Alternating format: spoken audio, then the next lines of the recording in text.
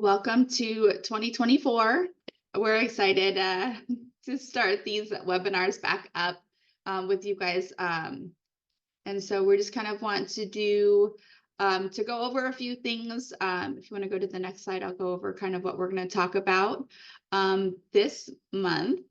So there were some new California laws that came out in 2024. So we're going to kind of do a quick overview of what those are. We're going to do a quick overview about accessory dwelling units and the new changes that are coming out with that. They make it more accessible to sell those. So if your clients or you have clients that are interested in those, they'll be more readily available. So that's exciting.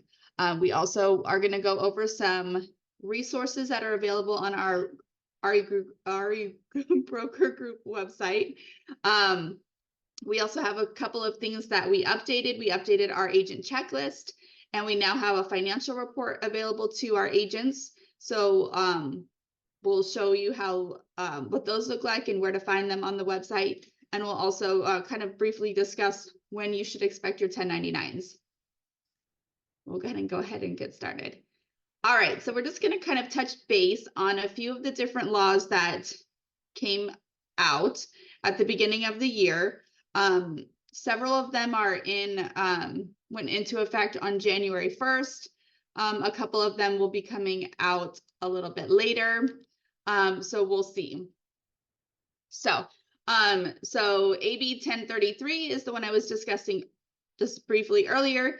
It has to do with accessory dwelling units and how they can be sold separately now than the primary residence. It also includes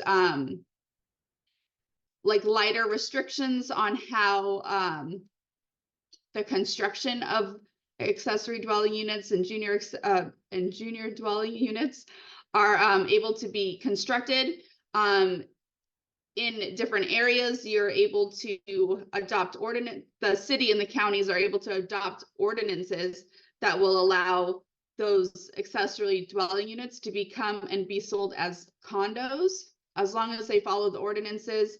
I think if they have to follow the Davis-Sterling Common Interest Act, which is like for HOAs, as well as the subdivision map, which just has to do with subdivisions of properties. And so that's really great, especially if you have clients in really, congested and dense populated areas, like the metropolitan areas that have like the granny flats and things like that. Your sellers are now able to sell those separately. So we also have the AB 1280, which is a natural hazard disclosure statement. It expands that the NHD report to include 3 new categories of fire hazard severity zones. And basically, if the property is built before 2010 and it falls within these new subcategories, as well as the old subcategories, the defensible space and the fire hardening disclosures will be required. So this is just kind of something new that you'll see on the natural hazard disclosure statements. It's not something that you'll have to find separately. It will just be included. And that went into effect on January 1st as well. And then we have the SB4, which is regarding affordable housing. So it removes barriers on nonprofit organizations such as churches and colleges and religious organizations. They are now able to build affordable housing on their land, which previously they were not. The bill also guarantees a by right approval of new homes, as long as it falls under standard building practices and the environmental protections of the land, if there are any. Next. And you guys can feel free to do additional research if you have a niche that falls into one of these categories, whether it's businesses that are nonprofits or the accessory dwelling units. You can look up these bills and find more information on them too. CAR has a really great breakdown on their website as well. That's kind of where I pulled some of this information from. So we have the AB 323, which is regarding developers and deed restrictions on specific units. In this case, it's units that are for sale. If a developer were to have been provided a bonus or the deed to the building that they are building, had specific deed restrictions, such as it was supposed to be for low income families, or it was supposed to be sold under specific guidelines. This kind of qualifies that, and yet it opens up so that if it's not sold within a specific time frame to that specific group of individuals, if it was low income or something like that, they can now sell it to an owner who may rent it out or something like that. So it now has like a 180-day qualifier for the developers to specify it's supposed to be for the low income families. And if it's not sold to a low income property during that time, they're able to look for other purchasers. So that's a little bit interesting. And then we have the AB 968, which is a single family resident property disclosure.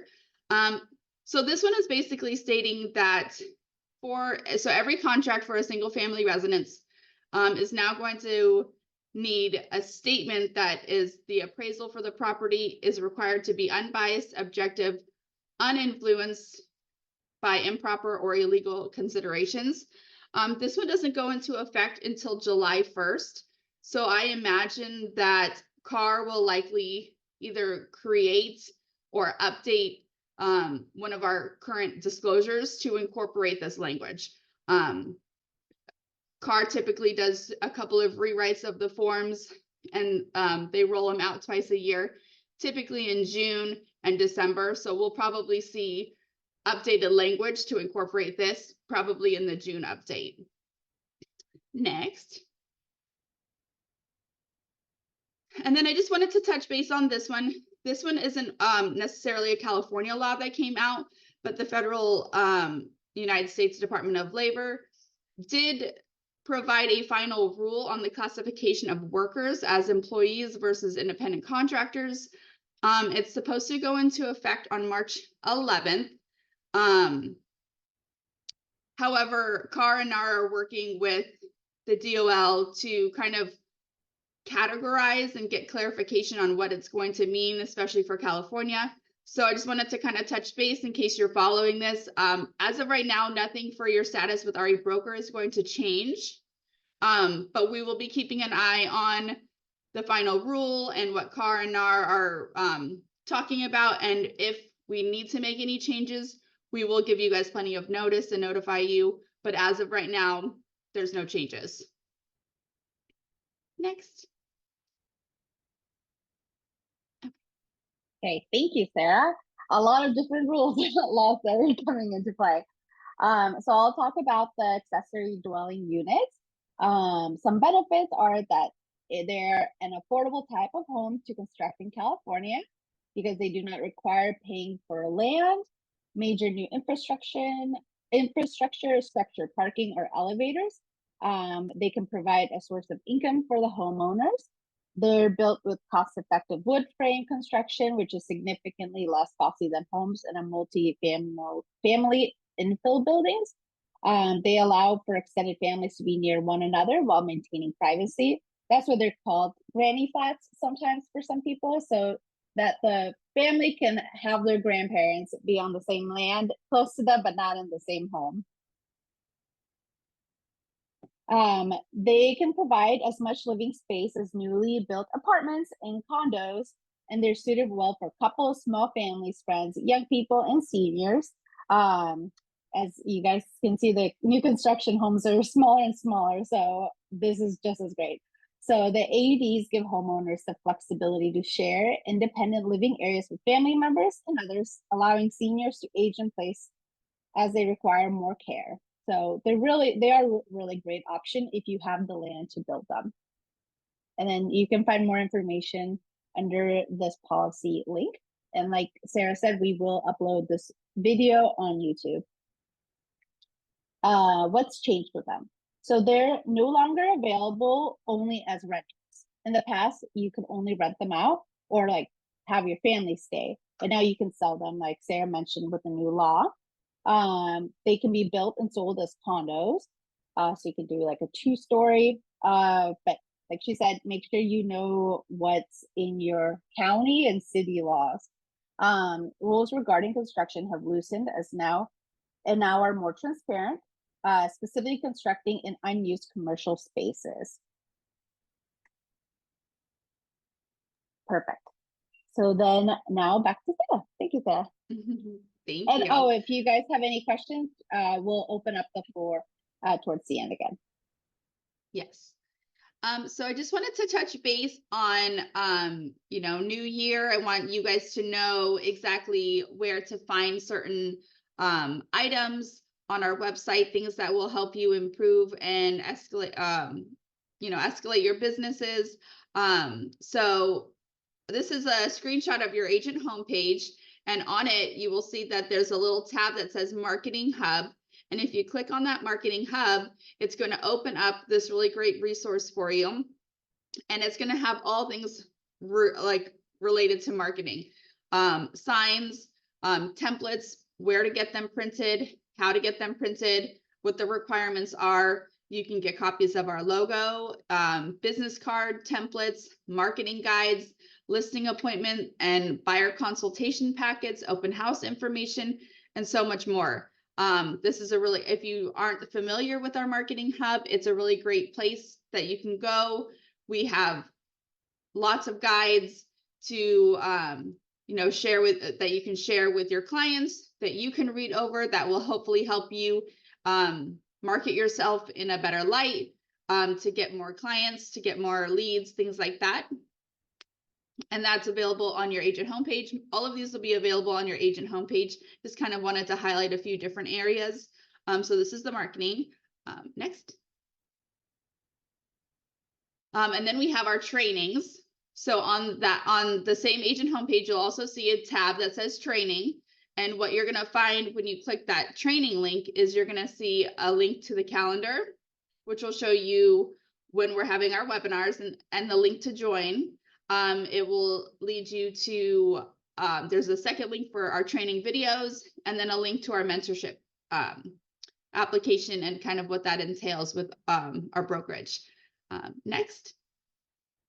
And then if you click on the training video link, this is what will pop up, and it's kind of similar to that Marketing Hub. You will see different video links here, and they all are centralized in this one place. So you're going to find videos on how to execute a residential listing agreement, how to execute a residential purchase agreement. It walks you through every step of the new purchase agreement and listing agreement and how to fill it out, how to edit your agent homepage, how to create a transaction file. It has the links to all of our past webinars, and also links for recruiting videos that you might want to share with your friends on your Facebook, your social media, things like that. And then next. Awesome. And then here I just wanted to kind of point out, if you aren't familiar with it, we also have a library link, which will take you to our document library, which you will see here has an awesome search feature.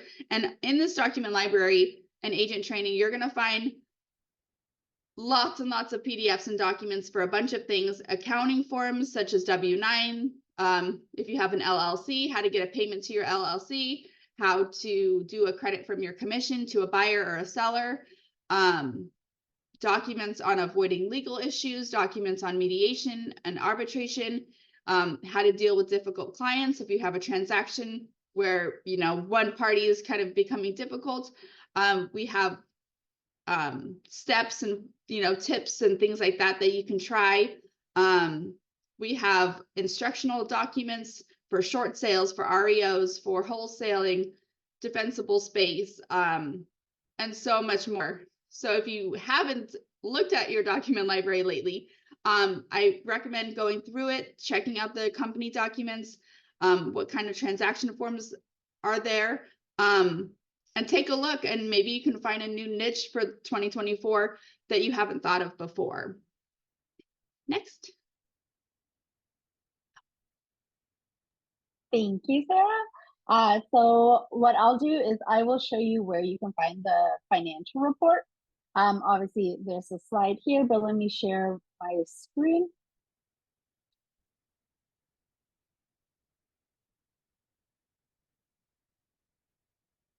Okay, so when you're logged in, you would just click on all transactions, and instead of waiting for, let's see. Okay, so let's click on all transactions.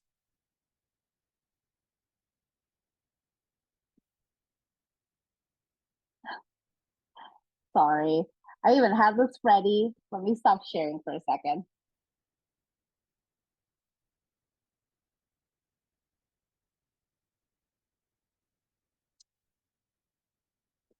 My browser failed. Okay, perfect. Let me just reshare. There we go. When you click on the all transactions page, it'll pop up right here, the financial report, and you just click on it and you'll get your financial report. This is not a tax document. This is basically just telling you how much commission you've earned, how much broker fees you've paid. This is my live document, so I have not closed any transactions. But on a test account, we are only going back to 2003, 2023, I'm sorry. And obviously you can see that this is fake. Over here, it's the account summary, and that's everything in between the dates you chose. And then here is breakdown on specific transactions. So you can see the transaction, the address, the TID, when it was completed, the total commission that came to our REeBroker, the broker fee, if you have anything extra like franchise tax board, or you got a promotion, or even a wire fee, you would see right here, the TC fee, the risk management, any credits that you might have had. And you can always click on this as well, and it'll show a comment, like a more detail, and it'll show that it was paid to the agent or paid to the broker. So anything that subtracts from the total commission will be in parentheses, and everything that adds to it will be in, like, it'll look normal. And so then you can see the exact commission that you should have received for the transaction. And if you have any questions, just please email accounting@reebrokerca.com, which is right here. And you can also save it as a PDF. We're really excited about this. We do want your feedback to make it better, so just let us know. Thank you. And then the next thing that I want to show you while we're screen sharing is the agent checklist. We updated it, and I'm going to have another video probably just talking about it, but I did want to show you all really quickly what the updates are. So as a reminder, for the agent checklist, you can either click view checklist here, or in the transaction, when you're in your transaction, you can click this button. And that will take you to the active checklist. If you have more than one file that's active, you can choose the drop down, and I'll be showing you on the test ID. And again, you can always save it as a PDF if it's easier for you. There we go. We have implemented the hiding approved rows. So anything that was approved, you can hide, checking this button. So now you can see what signatures are required, or initials, for different things. So the listing agent, the sellers, the selling agent, the buyers. If it says NA, it means that the signature or initial is not required for that form, but we still require the form. Now, when you're logged into your checklist, you can actually upload directly to the specific item. So for example, the detailed property report, I clicked the upload button and I uploaded it directly here. And then that way, when the admin checks it, they'll be able to see the specific upload. However, if you use the email upload or you upload via the like all transactions page, or even if you want to just upload a bunch of things immediately, what you can do is you can click on the upload and select from your uploads. And then if you think this is the presentation, but say that I'm going to say that it's actually also the disclosure information advisory for the sellers, I would just click assign and save. So that way admin will see the two forms for the specific things, and we're hoping that it makes the checking process even easier.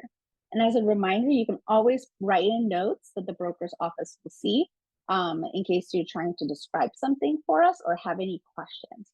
And then from here, when you're done, you would just submit it for review. I hope that it's easier for you all. We do want to keep hearing the feedback again. So any feedback you have, please let us know about it. And let me go back to the presentation.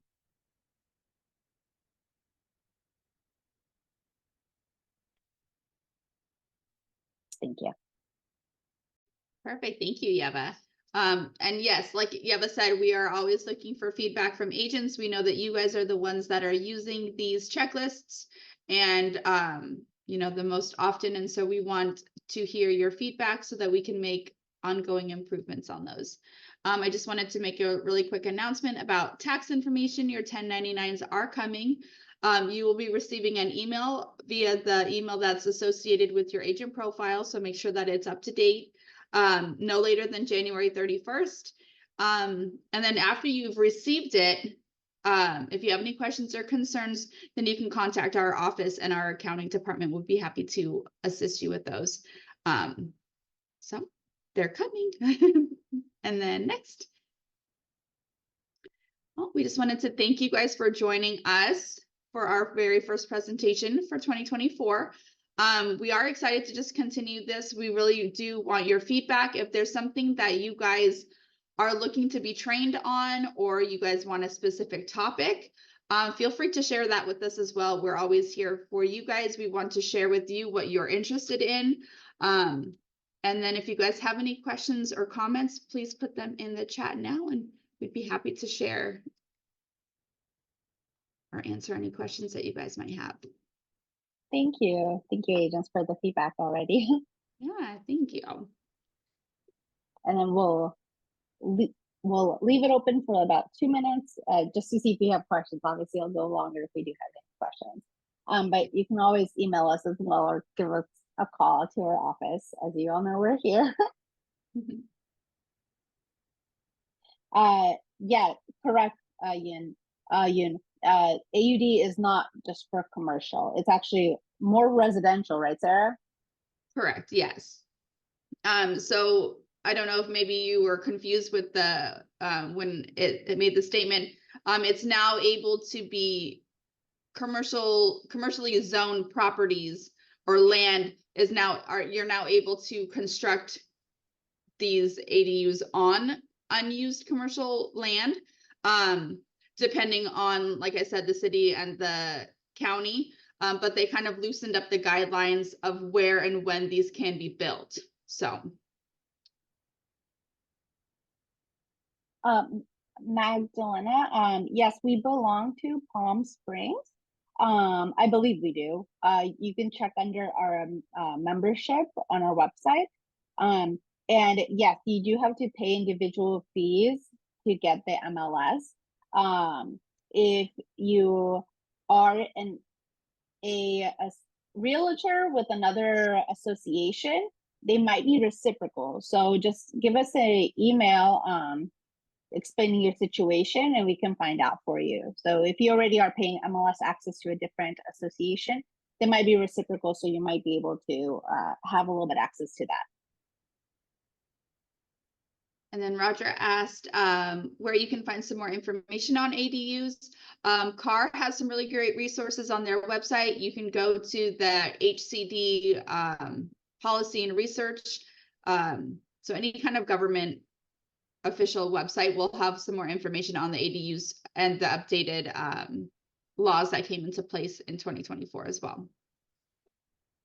And then Carol, you can email either info at reebrokerca.com or careers@reebrokerca.com. We'll upload it for you.